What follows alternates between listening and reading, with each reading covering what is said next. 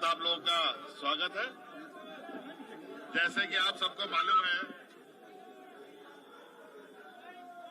कि आज सुनाई नहीं दे रहा सर, मुझे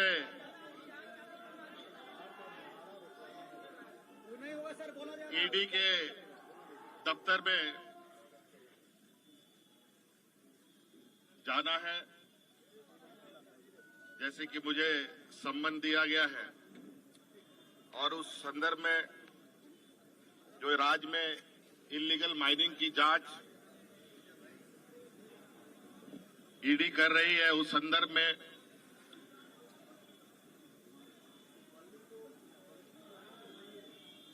मुझे बुलाया गया है और इस संदर्भ में भी मैंने एक पत्र ईडी को भेजा है जो आपको भी उपलब्ध करा दिया जाएगा कि किस तरीके से 1000 करोड़ का घोटाला के बारे में जो जिक्र आया है साहिबगंज जिले से, बड़ा दुर्भाग्यपूर्ण है कि सालाना भी अगर हम देखें पूरे राज्य में स्टोन चिप से 1000 रुपए की आमदनी भी नहीं होती। इसका आधार कैसे बना, कैसे नहीं बना, ये समझ से परे है। और 1000 करोड़ रुपए का घोटाला करने के लिए कितने करोड़ों का खनन होगा, उनका ट्रांसपोर्टेशन कैसे होगा, और जो विगत 2 साल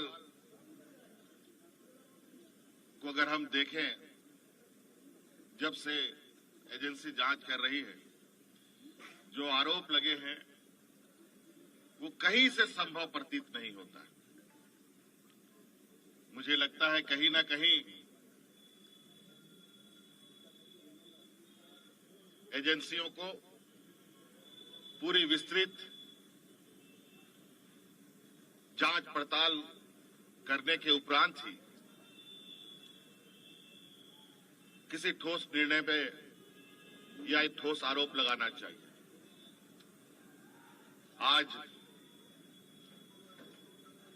मैं राज्य का मुख्यमंत्री हूं, एक संवैधानिक पद पर हूं, और जिस तरीके से सम्मन की कार्रवाई चल रही है, लगता है कि हम लोग देश छोड़ के भागने वाले लोग हैं। और मेरे राजनीतिक इतिहास में मुझे नहीं लगता है व्यापारियों को छोड़कर कोई राजनीतिक दल देश छोड़ के भागा हो या राजनीतिक दल के नेता देश छोड़ के भागे हो। और आज कहीं ना कहीं ऐसे कार्रवाई से राज्य में एक संशय की स्थिति उत्पन्न होती है। कार्यपालिका को निरंकुश करने का एक माध्यम बन सकता है, सरकार को अस्थिर करने का भी एक षड्यंत्र कहा जा सकता है। कहा जाए कि जो हमारे विपक्ष हैं, जो सरकार बनने के बाद से ही सरकार गिराने के षड्यंत्र लगे हुए थे, और यह षड्यंत्र की पनडुब्बी जो पानी में डूब डूब करके काम कर रहा था, ऊपर आने की ताकत नहीं रख रहा था, आज उस पनडुब्बी को धीरे धीरे बाहर लाने का प्रयास किया जा रहा है। आपने देखा चुनाव आयोग महीनों पहले राज्यपाल महोदय को अपना मंतव्य दे चुका है, लेकिन राज्यपाल महोदय अभी तक उस लिफाफा को उन्होंने नहीं खोला। मुझे लगता है कि वो भी किसी समय का इंतजार कर रहे थे।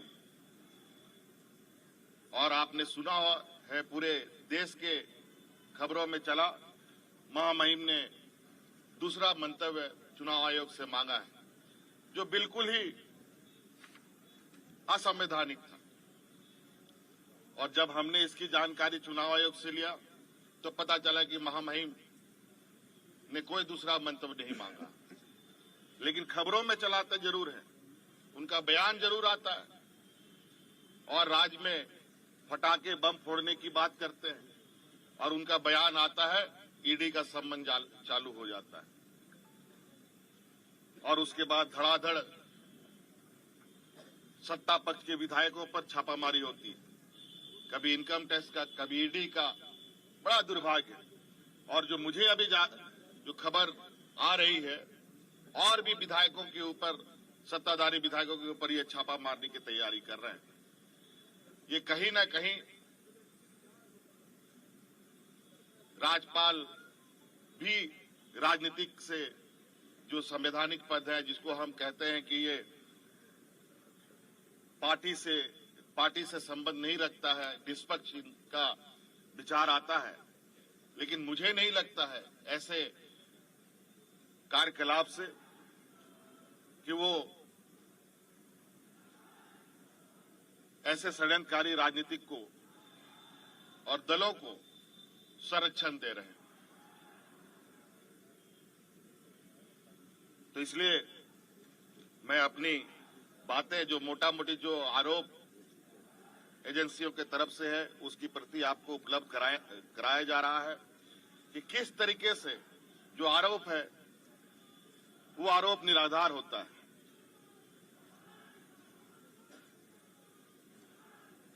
जब हमारा सरकार के कार्यकाल में रेवेन्यू की इतनी जबरदस्त बढ़ोतरी होती है, बड़े पैमाने पर कार्रवाई होता है, और जब इनकी, हमारे विपक्षियों की पूर्व की सरकार थी, उस समय के आरोपों को देखें, रेवेन्यू में भी नुकसान, कार्रवाई में भी धीमी गति।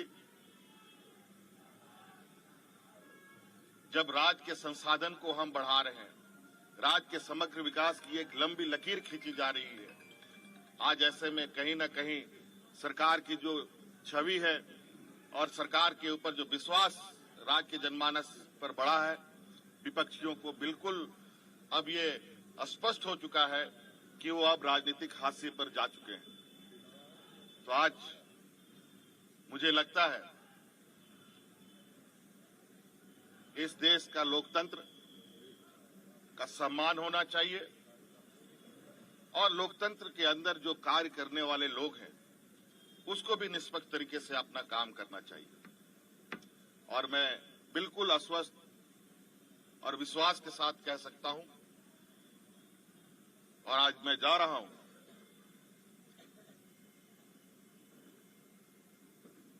और इस बात पर जोर निश्चित रूप से दूंगा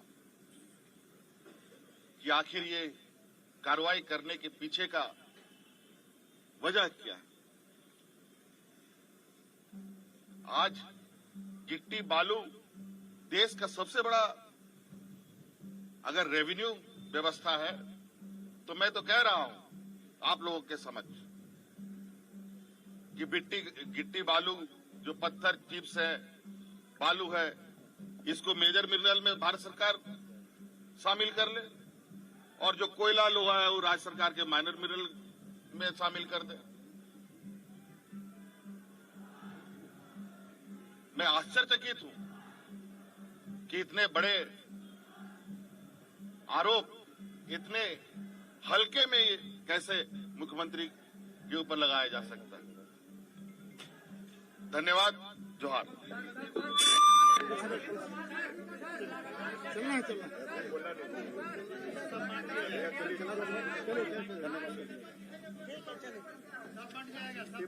पेपर आपको मिल जाएगा, और हमने ईडी दफ्तर भी उस पत्र को भेजा है, और साथ में भी लेके जा रहा हूं, हाथ भी दे चलिए